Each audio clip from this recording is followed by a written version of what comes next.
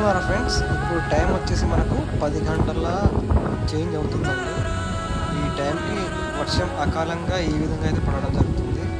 ఈ టైంకి మేమైతే చూస్తున్నాం కదా, కళ్ళంలో ఎక్కడ మిర్చి అక్కడ వదిలిపెట్టేసి, ఎక్కడ మొక్కజొన్నలు అక్కడ వదిలిపెట్టేసేసి ఈ విధంగా అయితే ఉంటుంది. సో ఒకవేళ వర్షం ఇంకా వస్తే ఇది మొత్తం బాగా చెప్పలేమండి. ప్రస్తుతం మాకు చినుకులు అయితే తగ్గుతున్నాయి. కొంతమంది ఫ్రెండ్స్ అయితే ప్రతిరోజు పొద్దున్నే హలో ఒకటే దేవుడు స్టేటస్లు అది ఇది పడతారు.